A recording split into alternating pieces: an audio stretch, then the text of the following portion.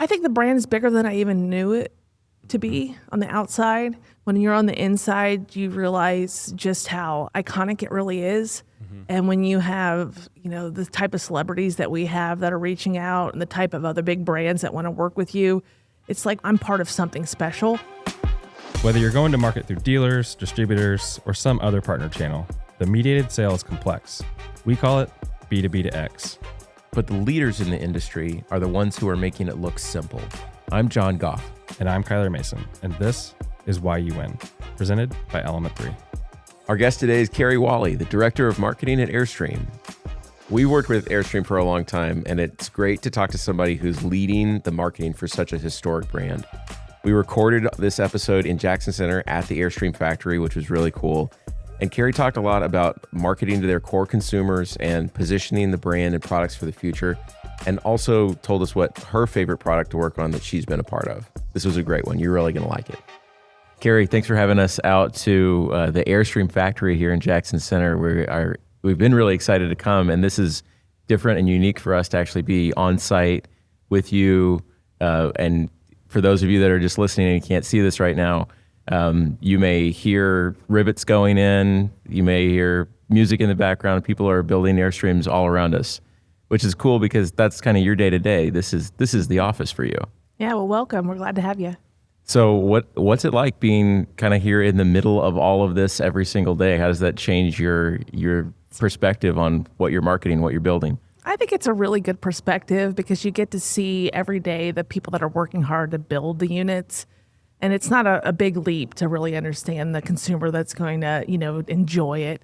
So it's nice to be part of it. I've always worked in manufacturing environments, so this isn't new for me to be sort of headquartered in the same space as a manufacturing environment.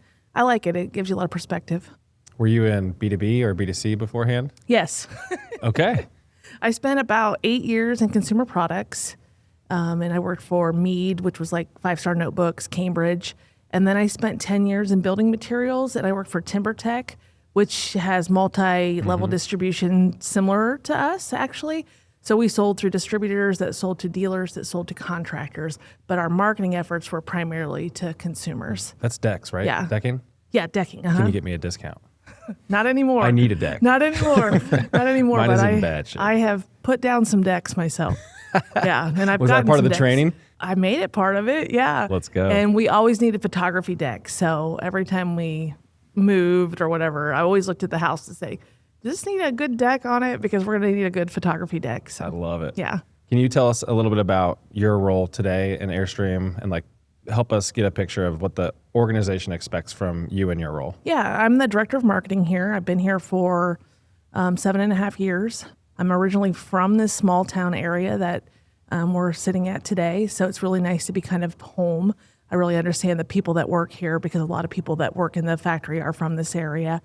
I work as what I call the core marketing area, so really launching products for travel trailers and touring coaches, anything related to Airstream.com. I manage the Airstream Supply Company e-commerce business that we have.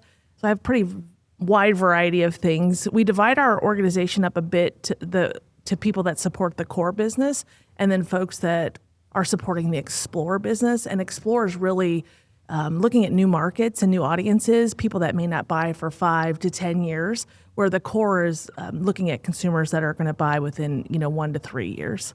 Great. You said you're from this town. Was it like a dream of yours to work at Airstream? When I lived like north of the Cincinnati area. And when we were thinking about moving back to the area, because my parents are aging and all the things, right?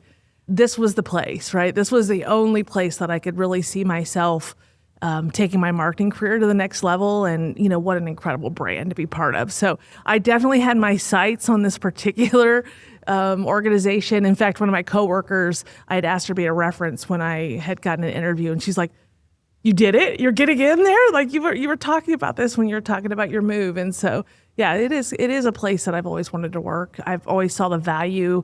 I don't think people that live here understand what they have because you don't realize what a big brand Airstream is. Yeah. And you're just, you're used to it and you're just like, it's another manufacturing facility. We have a lot of those in the area. But, knowing from the marketing standpoint what a huge brand it is and how people really want to collaborate with us, celebrities and influencers and other big brands, it's really a marketer's dream. It's iconic, right? Like, it's connected to America. It's connected to nostalgia. It does so many things for so many people just instantly. Yeah, I think so. We're 95 years old this year. It's really fun to be part of the A250 initiative, and we're a big piece of that sort of manufacturing story as we look back. I think it's really a neat place to be. What are you all doing with A250? Well, we've given a trailer that they're traveling around with, and they're inviting people to tell stories about their experience. And so we're a part of that sort of initiative through a trailer that's moving along different aspects of the United States. So with that, going back to your comment earlier, you have core marketing and explore. Would that fall into explore? That fell into more of the explore. Okay. Because we're really reaching audiences that, really aren't necessarily looking to buy, but they're also thinking, wow, that's a really cool vehicle that I may want to participate in the future, right? So I would consider that more of the explore. Yeah. Tell us about I think you're headed there, but the primary objective of explore exists to do X, core exists to do Y. What are those things? Yeah, explore exists to, if you look at the pond, core is really fishing in 6 ponds that we know today. These are the type of consumers that typically buy us.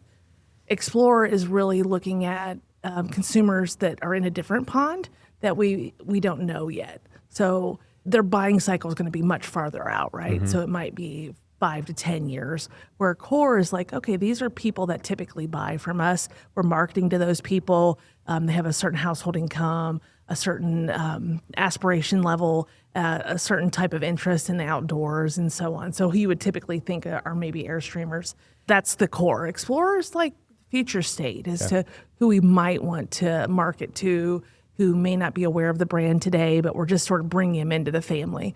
The buying cycle for Airstream is so long. Sometimes, on average, it's probably at least a year from the time that somebody submits their information to us to when they buy.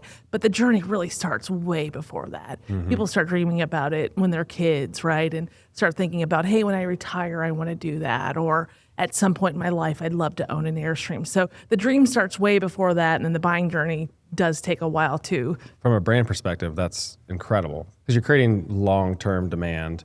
Sounds like Explore is playing a role for you where they're introducing Airstream to new audiences, creating demand maybe where you hadn't done it before, so that if I'm understanding correctly, that rolls into core and you're like, okay, this is an audience we've created. Now I'm working to convert that into a sale. Yeah, I think it would at some point, right? Yeah. It'll take a little while to sort of build that audience and nurture them and get them excited about the brand. And then at some point they would roll into core. How does the product development function differ between the two groups? Obviously, you're making products for people who are buying today and this year and next year, right? And those are new floor plans and new models and new features. And then you're also must be imagining what's off in the distance as well.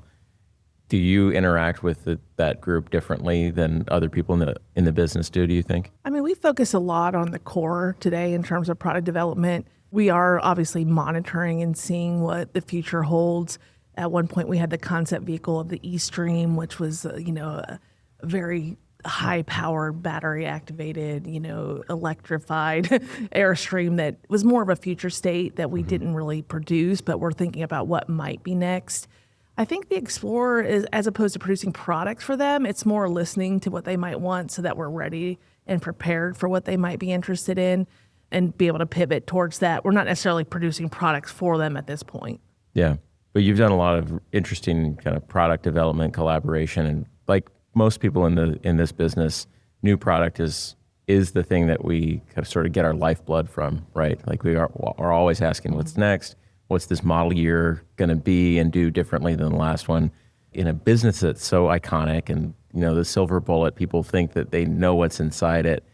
How does that problem of what's new and what's next maybe feel different here than you imagine in other places? I think it's interesting because our product hasn't changed that much, right? If you look back over the years, it looks very similar, but under the skin, there's been a lot of changes. So like composite flooring, which had always been an area that had sort of worn out before the exterior was the floor. So now we've sort of matched that to the exterior.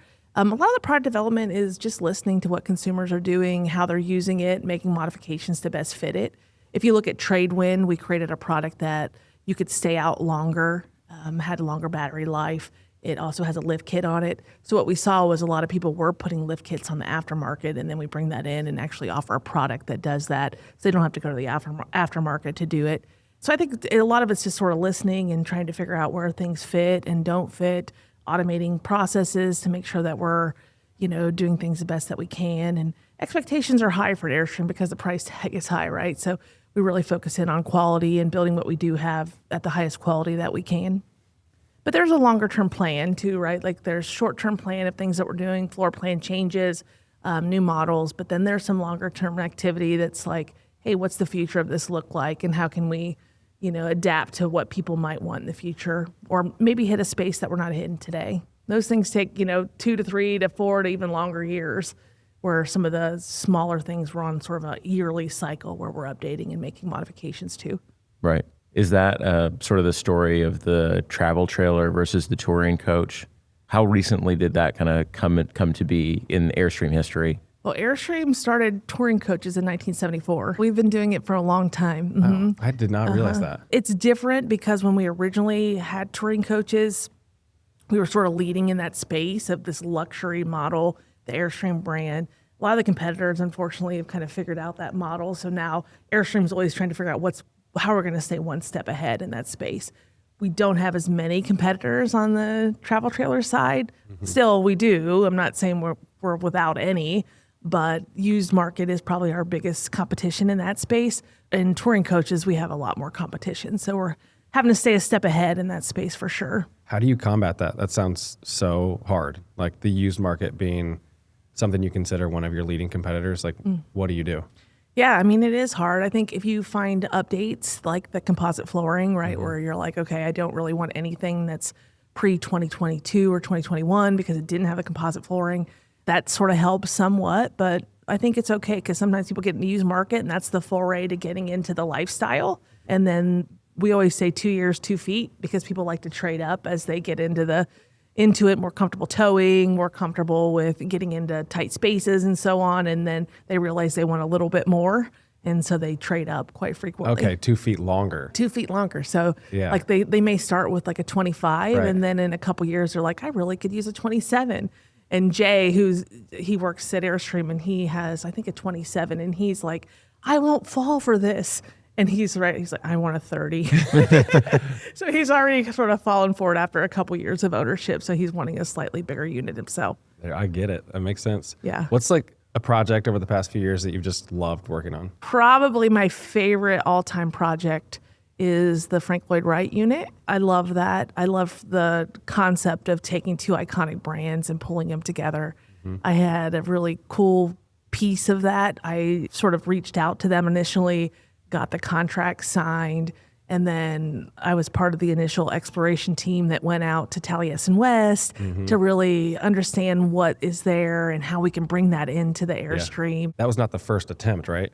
I think that was the first attempt. There had been some dreaming about it for a long time. Yeah, there had been some dreaming about it for a long time. In fact, Bob would talk about like what type of unit he liked. Mm-hmm. There were some units that people had made modifications to that he really gravitated towards, and they were in the mid-century modern style. So it was on the vision board. Yeah, it had been on the vision board, right. I think is probably the best way to say it. It's definitely was something we were interested in, and it just so happened the dots all connected.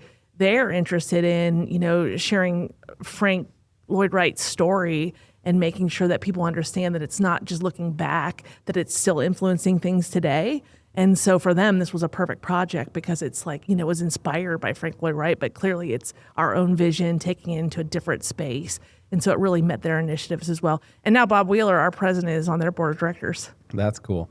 Were there any moments through that process where you were like, I don't know if we're going to be able to pull this off? Or was it like, this just made sense and it clicked? You know what? From the customer standpoint, it made sense because I think if you drew a Venn diagram, our customer and their customer, there's a lot of overlap. So I felt like that always made sense. When it came to producing the product, it was challenging, because there are so many things that Frank Lloyd Wright did in his teachings that you want to bring in, but you're limited in space, you're limited in the materials that you can use. And so how do we honor him in the space that we're in. So there were some product moments that we were like, oh shit, is this going to really work or not? Right. Because like a lot of opinions flying around. Yeah, right. Lots of opinions. And then even when we started manufacturing, that's outside of what we normally do. Yeah. And so the manufacturing process and the startup process for that was challenging because we really, we challenged our manufacturing team to build something out of real hardwood that they haven't had to do in a long time. And so it was interesting. That's cool.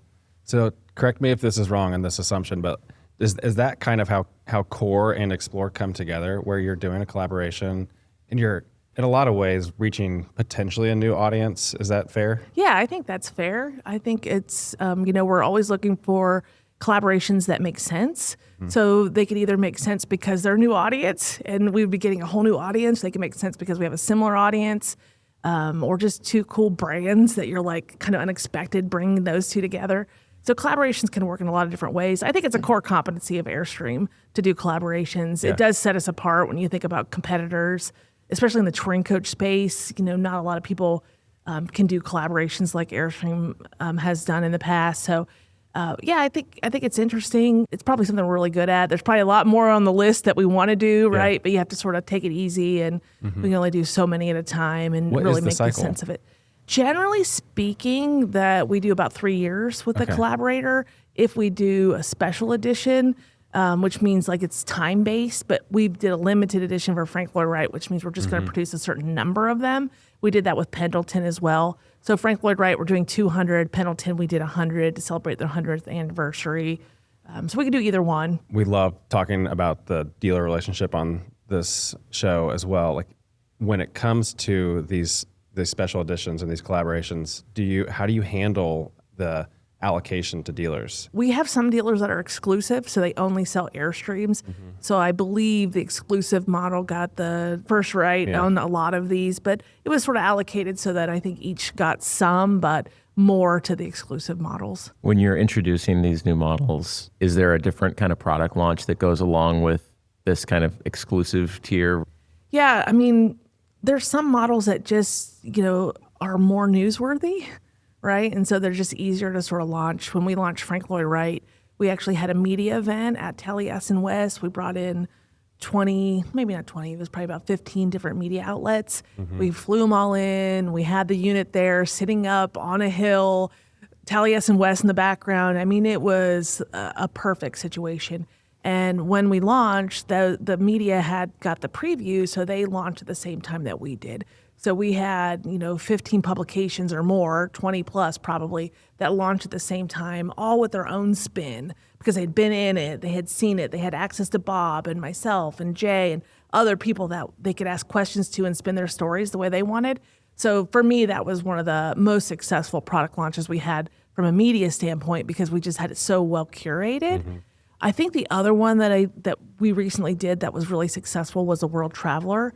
When we partnered with Keep Your Daydream, which is an influencer in the space. They have just a highly engaged audience, and we not only used them for some of the photography that we did, but then we allowed them to take the unit out and test it themselves. And they just have such an amazing following that once they started talking about it, and their initiative was really to get people into the RV space. So the World Traveler being sort of a more entry-level unit, they loved it, and they were just a huge advocate for it. They were already Airstreamers, so they understood the brand value, and that was a really nice product launch for us as well.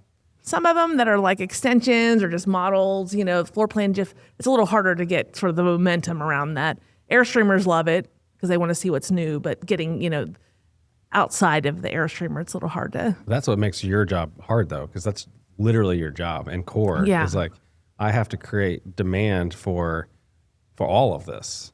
And like, how do you do that? Well, when you've got something that will sell itself, tell a great story, but when you've got, basic updates, model year turn, stuff like that, how do you do that well? It's challenging. I mean, we do a lot of paid advertising. You guys know that. We use you for that. And that's a good way to sort of get the message out, just hitting people where they are.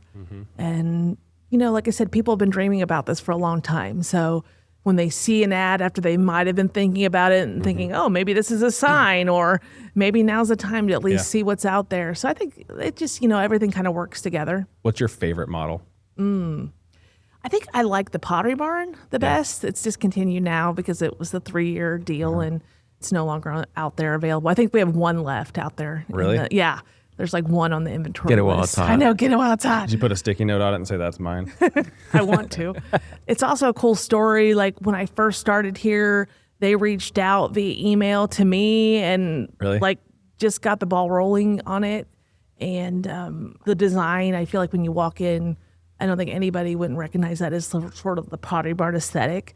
So in a small space, we were able to sort of recreate what Pottery Barn is all about. And it was interesting. It was during COVID when a lot of this was coming to. So there was some back and forth and it made it a little bit challenging. But the unit itself, I think, is beautiful. And it really sold very well. Probably our number one selling collaboration that we've had. Is that from a speed standpoint of like how quickly the orders were placed? I think just from the volume overall, over the course of the 3 years, I mean, we really sold a lot of them. When you think about consumers moving from that dreaming moment where I think someday I might want one of these things to starting to actually explore and look at floor plans and trying to decide, do I need 21 feet or 27 feet or 30 feet? Like, what are the moments that really matter? You're talking about Pottery Barn and going into the unit and understanding the aesthetic of this one versus walking into another one that outside might look really similar to somebody who isn't really in tune with the differences.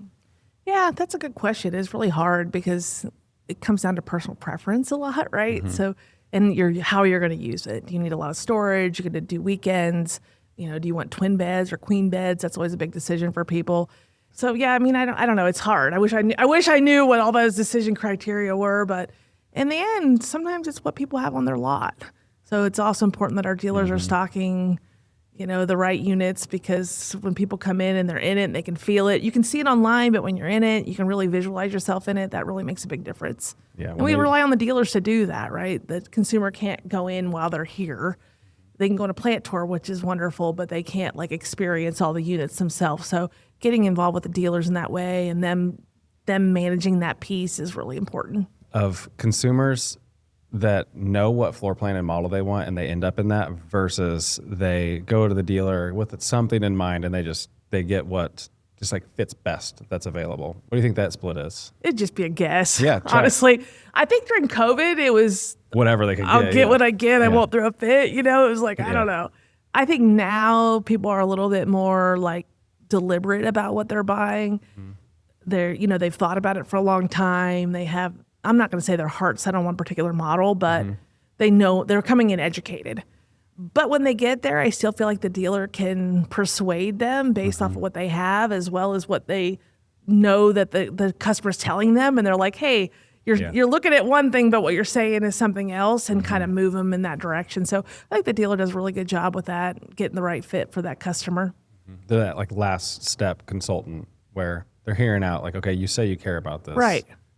What you're asking for actually isn't what you want. Exactly. And they listen to those cues really well to try to get them in the right model for them. And so I don't know, maybe 50% of the people go in with one and go to a different in this day and age. I think, like I said, in COVID, I think when there was a scarcity of units, they were just getting what was available. I'd be the one that would go and get what's available because I would have known, I'd be like, I know I'm going to get an Airstream someday, but the moment when I would decide to do it would be sort of impulse. I'd be like, today's the day. I mean, how do you buy your cars? Do you go in knowing exactly what you want?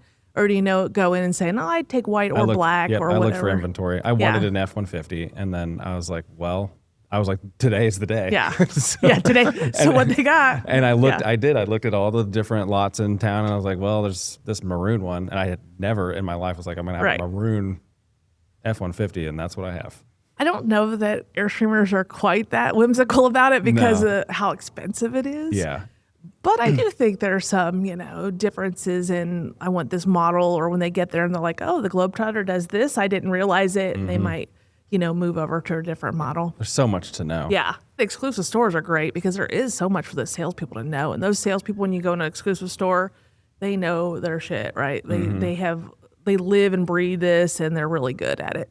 We'll talk about that for a second. What is required to become an exclusive store? Just don't sell anything else, I guess. Yeah. I don't know what. So they got to be trained. Yeah, they got to be trained. Their livelihood is based off of their sales of Airstreams, right? So fair enough. yeah, That's a full commit. And so your ability to train and to maintain kind of their understanding and to not only launch to consumers, but also to launch to the dealers are big, important moments, right? Yeah. How much of that responsibility rests with your team? Actually, we have a sales training team that lives on the sales force, and they do a wonderful job. So as soon as we release a model, they've got training materials for the dealers ready to go.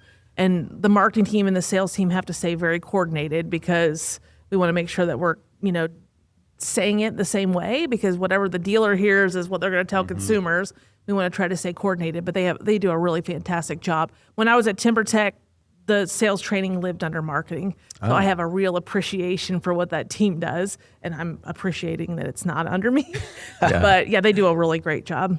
That's a shared responsibility. And that decision about should this be a marketing task or should it be a sales task, I think different businesses make it in different ways.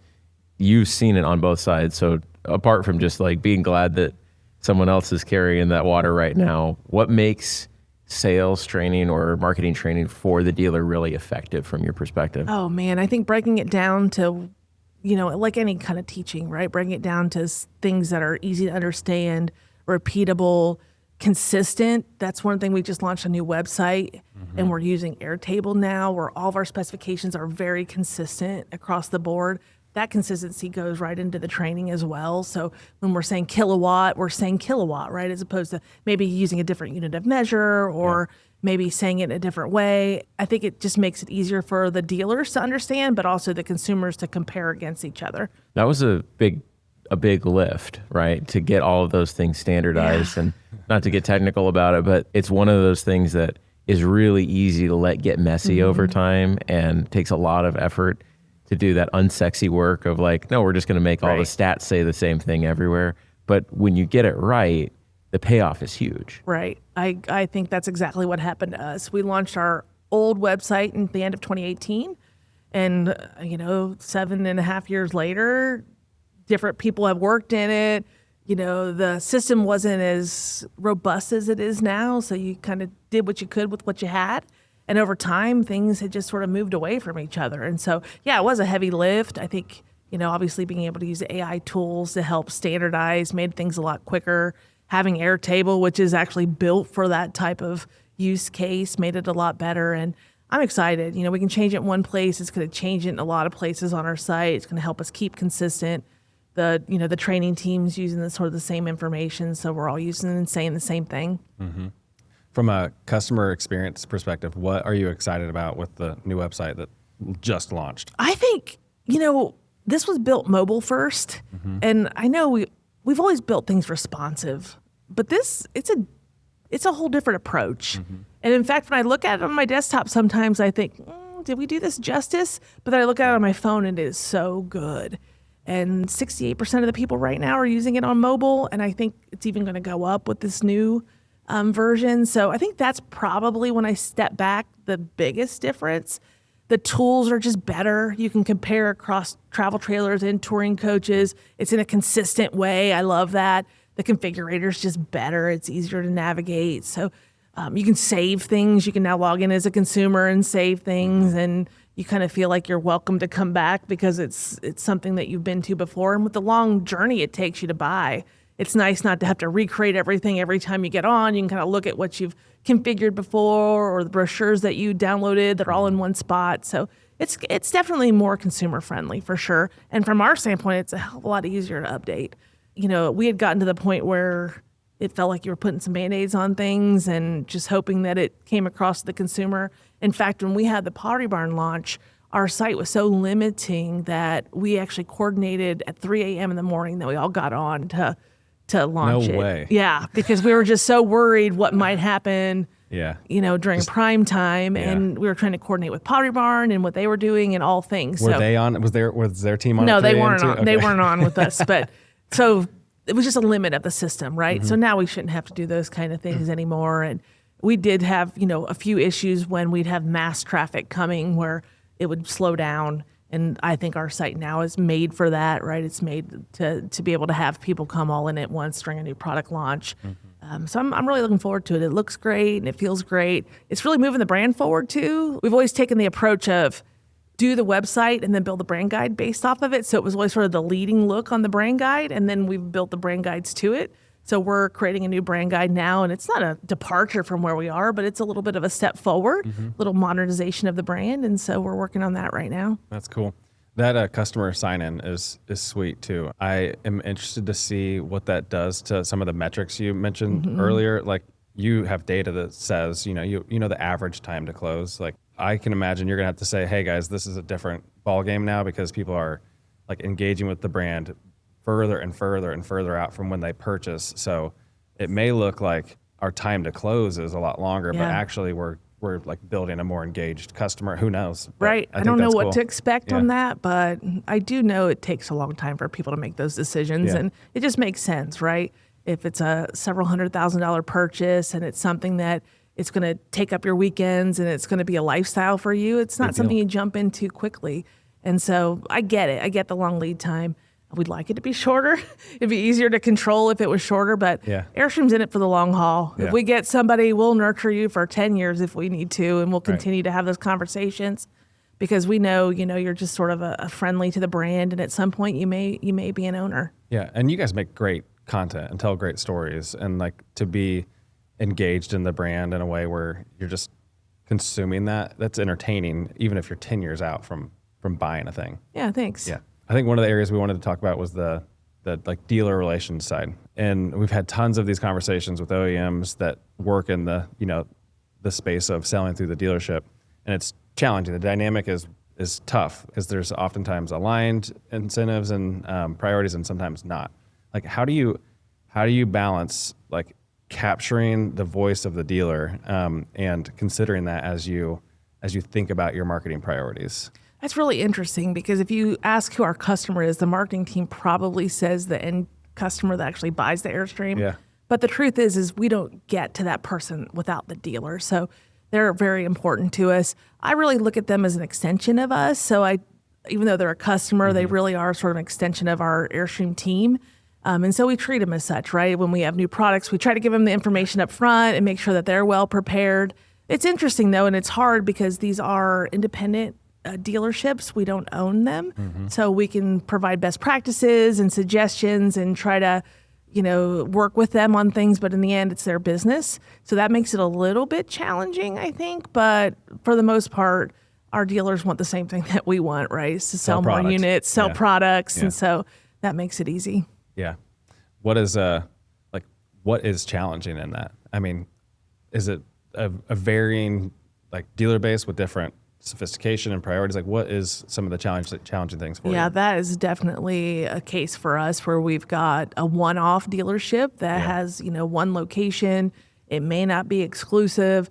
And then you've got 4 or 5 location dealership that may have come from the car world that has more sophisticated processes in place, more sophisticated marketers in place. A lot of times they really understand the value of what our marketing team is doing when they have somebody that has equal sort of experience level as us. They've seen it. They've seen it, right? And they've seen what works, and so they value that. Other dealerships that may not, have the same level of marketing expertise, because it's a lot to have a talented marketing person on staff at all times.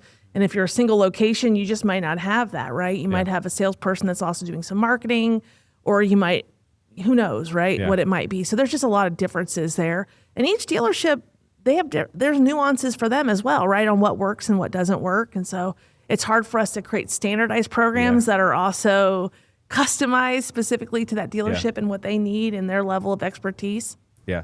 We feel for you. We've been in the trenches with you on that. Yeah, it's tough. It's tough. So it's fun to ask you the questions. Yeah. We know how you feel. Is there differences in the geography about what people sell? We see that in some cases in some different OEMs, and I'm wondering if for you all as this iconic brand, does the Southeast buy differently than the Northwest? There's probably some nuances in it, but I don't think overall there's a huge difference.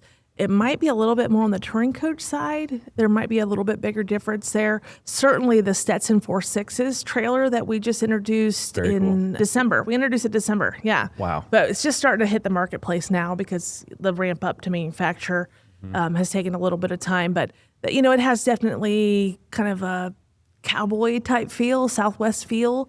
And so I don't know that's for every single state, but there's certainly people within those states that like that aesthetic. I've had people here say it is absolutely, regardless of the brand collaboration, the aesthetic of it is their absolute favorite. So we try to also not build it so, specific. So I think that's a good case where it might be more heavy in the Texas kind of area that definitely appeals to that. I mean, they're head turners, right? It's fun to ride around in one and to go camp and experience, what it's like to pull up in an Airstream touring coach, and people will stop you on at the rest stop on the highway and say, "Tell me more about that thing." Yeah, our community is fantastic. You pull up at a campground and there is any other Airstreamer there, you can expect a hello, what do you need? Did you forget anything? Can I help you back in? They are just fantastic. So you're not just buying a product with us, you're like buying a whole network of people. And it's hard to really even explain that to the consumer until they're in it. I had one customer say, you guys were saying that.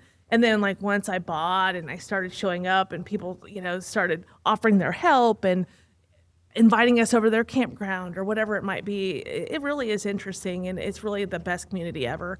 The Airstream Club, we work, in conjunction with them. It's a separate entity, but they just do such a phenomenal job too. They actually have courtesy parking they have like a whole network of places that other Airstreamers can park as part of being part of the club. And I think that's just, those kind of things they just don't happen overnight, right? Perks, that's awesome. That's the 95 years of just building community. Yeah. My grandparents owned one, and now I own one. It's this whole nostalgic, and people, it's just a really great place to be. The 100 years is going to be a banger. It is. Yeah. I actually have a meeting set aside for Thursday of this week. What? I think, or maybe to start Thursday planning? of next week, to start thinking about it, because start thinking about things that you might want to do that takes a long time. Yeah. You want to write a book? You don't start that right. You don't start that right on the heels of things. So, so we've got some long-term plans, some big ideas. And if we want those to happen, we want to start now. That's really cool. Yeah. That's really cool. You knew of Airstream for a long time, like you're from the town, and you got the job from like when you were on the outside, from then when you were on the inside was the biggest surprise. I think the brand is bigger than I even knew it to be on the outside. When you're on the inside, you realize just how iconic it really is. And when you have, the type of celebrities that we have that are reaching out and the type of other big brands that want to work with you, it's like I'm part of something special. I think too, the West Coast, knowing it so well, and here we sit in the Midwest and you think, you know what you know. Yeah. And then you realize that on both coasts, it's just such a big brand as well. So I think it's bigger than I thought. I think the team is smaller than you would expect, right? So we have a small marketing team, and we do great things with a small team. For me, like having gotten close to the brand too, one of the surprises to me was like their Airstreams are everywhere. And people use them for all sorts of things in ways that I would never have noticed, having not been close to the brand, like as parts of their businesses and for studios and all. It's more than just camping too. Yeah. Oh, once you start noticing them, it's like you can't stop, right? Yeah. You're like pointing them out, and yeah, there are definitely use cases that are outside of just camping. We often say Airstreaming is a verb because it's not really camping. It's not just traveling. It's Airstreaming. It's a whole experience. But we do have a commercial division too that we're really starting to grow, and it does things like food trucks or retail trailers. And so other brands can partner with us to build a trailer for their needs and their experiences that they're trying to build. So it's a growing piece of our business for sure. What about the international side of that? I mean, there's a lot of American recognition, both coasts you mentioned. What have you experienced from outside the U.S. looking in? I mean, there is definitely a market there, but it's nuanced because each country has sort of its own regulations. Yeah. So it makes it a little bit difficult to sort of mass produce things that fit all markets. So it's definitely a small piece of our overall business, but it's still there. And they understand the Airstream brand, which is cool. It's just somewhat difficult at times to get a unit there where, you don't have the right tow vehicles, you don't have the right space to possibly, and the infrastructure built to support it. So it's small in comparison, but it's still relevant. Fascinating. Yeah. So glad that you have had us out. We appreciate Absolutely. the invitation. You guys and can quit bugging me about it now. I know. that we will find something else to bug you about. Of course. We'll just ask you I for don't round doubt two. that. And I don't doubt that this at setting all. was awesome to do this in too. Oh, great. Yeah. Thanks so much for coming on. Yeah, of course. Thanks for having me. Why You Win is presented by Element 3, a marketing firm focused on modernizing go-to-market strategies for manufacturers that sell through complex distribution channels. We help leaders solve problems across demand generation, sales channel support, and brand development. If you'd like more from myself or John, connect with us on LinkedIn. And for more from Element 3, visit element3.com. That's element, THREE.com.